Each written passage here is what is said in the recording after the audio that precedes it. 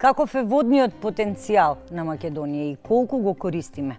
Тоа е темата на денешната емисија, но и на денешниот разговор, а денес во студиото имам чест и задоволство да ја поздравам Сонја Липиткова, професор по геологија на Универзитетот Гоце Делчев од Штип. Добар ден и добре дојдовте. Добар ден на вас и вашите гледачи.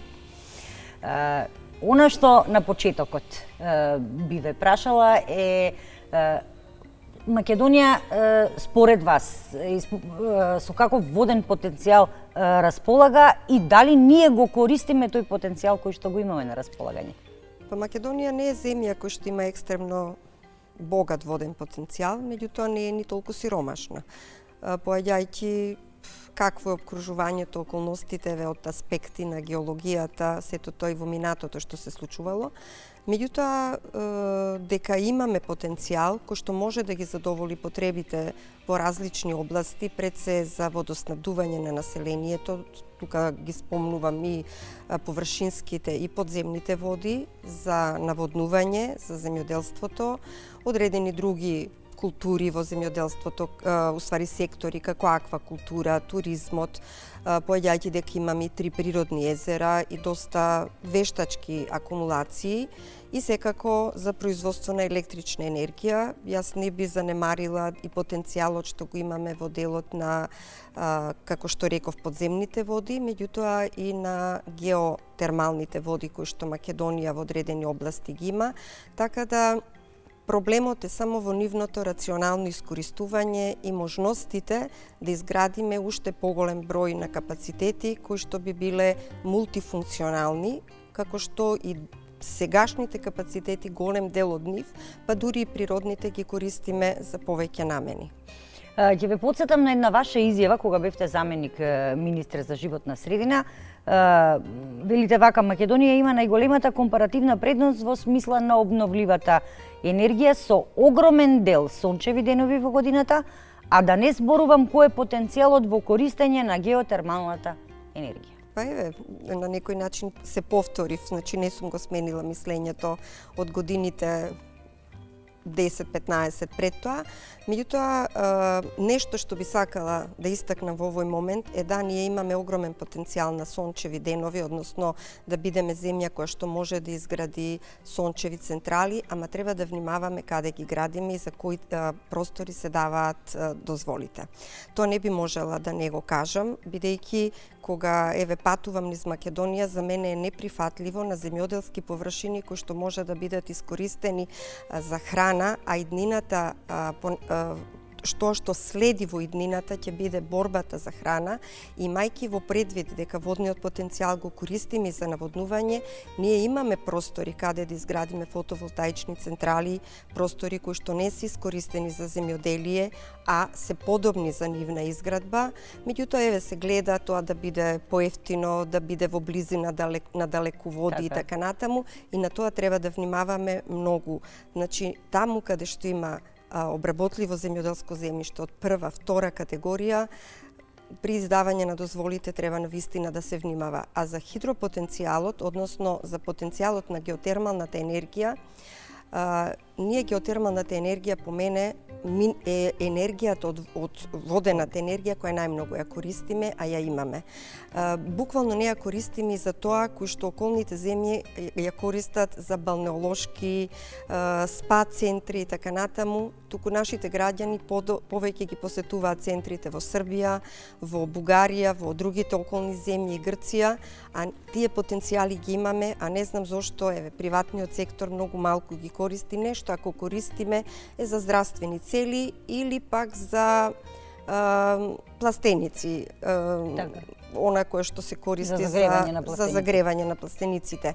Така да овој потенцијал малку искористен и во иднина на тоа треба и да се истражи, а тоа да не зборам дека се повеќе се пронаоѓаат технологии кои што високотемпературните води со поставување на турбини ги користат и за производство на електрична енергија. Во обкружување не, меѓутоа Турција во тоа има многу големо искуство и ние како земји кои што имаме блиска соработка можеме тие искуства да ги пренесеме и во Македонија. Многу често, еве и вчера и министерката спомна, но многу често јавноста зборува зошто не се изгради Чебрен, зошто не се изгради Чебрен, тука ни е нас една од клучните точки и добро е што Македонија не се откажува од изградбата на не треба да оваа се откаже никако, тоа не треба да се откаже и тоа е добро што го слушнав во изјавата дека се кажува дека Македонија не само да не треба да се откаже, туку треба да има значаен удел во тоа како ќе финансира и како потоа ќе користи дел од приливите и потенцијалите на тој воден енергетски објект што ќе се направи. За мене тоа е еден од најважните инфраструктурни објекти. Јас би вака поаѓајќи сметам дека може би и некој пат да не се изгради енормно бргу, да не му се даде приоритет, а да се даде приоритет во финансирање на Чебрен како еден енергетски пред се потенцијал, меѓутоа и потенцијал воден кој што треба да се искористи и за наводнување и за земјоделие. Ние не знаеме климатските промени. Јас и вие сме разговарале многу пати на оваа тема и еве повторно се гледа дека тоа што сме го зборувале тогаш пред едно 10-15 години, еве деновиве е стварност, го живееме годините на назад и сигурно и во иднина така ќе биде, така да водата се повеќе ќе ни биде потребна и делови од нашите соседни земји кои што имаат мориња, ќе имаат проблеми со осоленување на почвите, а се интензивно земјоделски развиени, така да тој еден наш потенцијал може да биде значаен ресурс и во таа меѓугранична соработка со одредени земји и водниот потенцијал на реката Црна многу малку искористен, а еден од најголемите и најважните за Македонија. Овде е Тиквешко езеро и се гледа што Тиквешко езеро придонесе неговата изградба за цела Македонија, посебно за Тиквешијата од аспект на на хидроенергија да се користи, тоа е како што кажавте вие најевтината и најбезбедната енергија, значи за добивање на електрична енергија, меѓутоа и за развој на земјоделието. Инаку Тиквешката котлина би била далеку од тоа што денеска продуцира и во финансискиот биланс на државата, ако не беше самото Тиквешко езеро. Повеќе од неколку децении наназад беше актуелна изградбата на хидроцентралата Бошков мост. Дали е грешка што не ја изградивме? Една од најголемите грешки. И не знам зошто тоа се случи.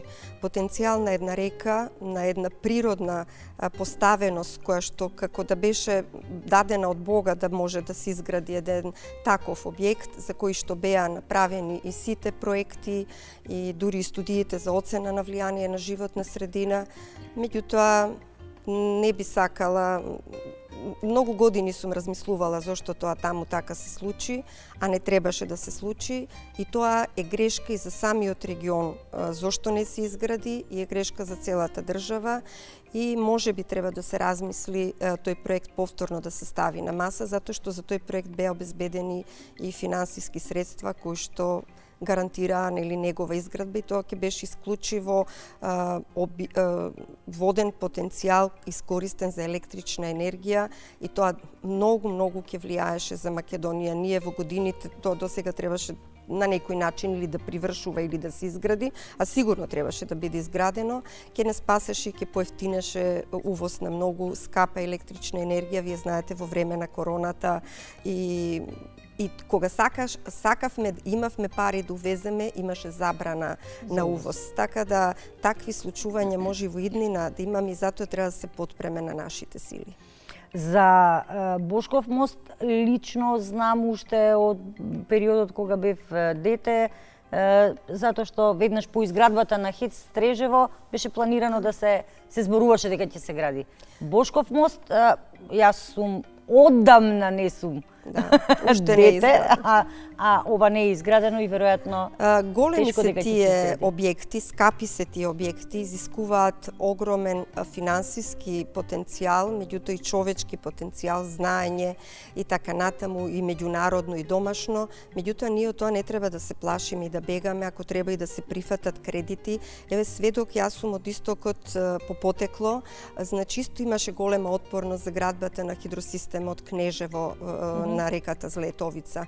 Меѓутоа тој проект не да ги оправда резултатите и таму треба да се размислува затоа што е направен проектот за втората фаза за наводнување, сега да не од прилика ќе кажам некаде околу 3000 хектари на општините кои што гравитираат кон тој систем, меѓутоа тоа драстично ја подобри состојбата на водоснабдување на некаде преку 100.000 жители на истокот, кои со години кубуреа да не можат цело лето да имаат вода за пиење, да не зборам за другите најосновни потреби. И тоа жителите на источниот плански регион и како денеска знаат дека ја донеле правилната одлука затоа што сите општини се здружија и со поддршка на кредитот од џајка се изгради тој објект. Јас тогаш бев лично како професор ангажирана во делот на еколошките аспекти и геохемијата на системот и работев заедно со јапонските експерти.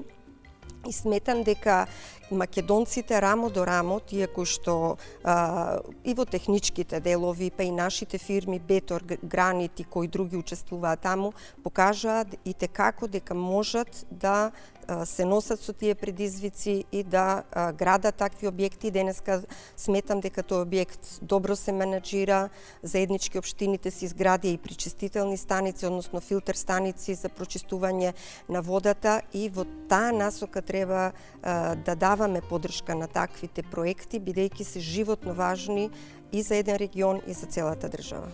Со оглед на тоа што постојано се зборува за намалување од штетните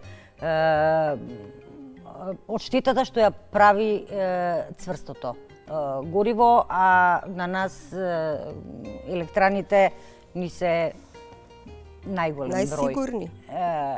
И се на јаглен, освен Неготино, Битола е во некаква ту стабилна, ту нестабилна состојба, што во моментот кога ќе снема јаглен или кога ќе треба да престане да работи река? Пак ќе мора да се бараат алтернативи, се градат фотоволтаични централи, крајно време ветрови паркови, меѓутоа водената енергија, водениот потенцијал е најсигурниот, најисплатливиот, најевтиниот и во тоа треба да се инвестира. Мали хидроцентрали, овие големи објекти, тие кои што веќе се изградени, да се изградат и вторите и третите фази, како што реков, нивната мултифункционалност до полн капацитет да се донесе и секој кубик на вода да биде вистински искористен. Ние знаеме дека се изгради тој период, навистина работевме посветено на тој проблем и браната Конче, понатаму на Оризарска река во Кочани се направи проектот, се работеше на проектите на Чебрен и на Галиште, на проектите на Бошков мост, одредени брани се санира, како такви се формираше комитет за големи брани, се направи ново водостопанско АД, Водостопанство Македонија, така да повторно се враќаме на тоа. Водниот потенцијал е од исклучителна важност и тоа граѓаните на Македонија треба да го знаат, да се работи понатаму и на другите што во просторниот план се дефинирани од експертите на Македонија. Еве сега ќе се носи нов просторен план, ќе видиме што тие ќе кажат, каде и колку потенцијали во таа насока има. Сигурно таму ќе видат и финансиските аспекти пресметани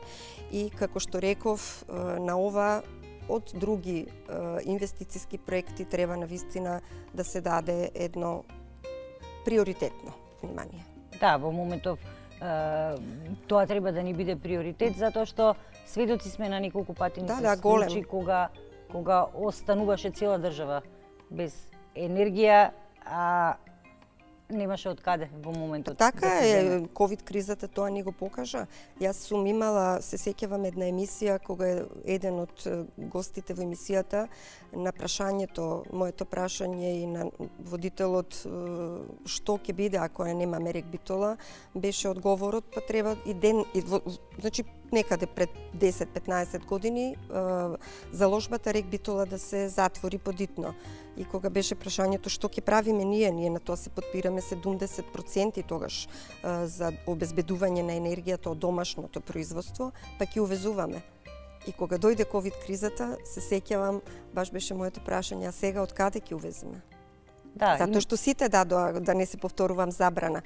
Така да секогаш треба да се подпреме на своите потенцијали, за се во животот, а за ова посебно за природните богатства кои што ги имаме, максимално да се трудиме да ги искористиме и да бидат колку што може нашето учество како држава да биде поголемо, ние да бидеме собственици на тој потенцијал.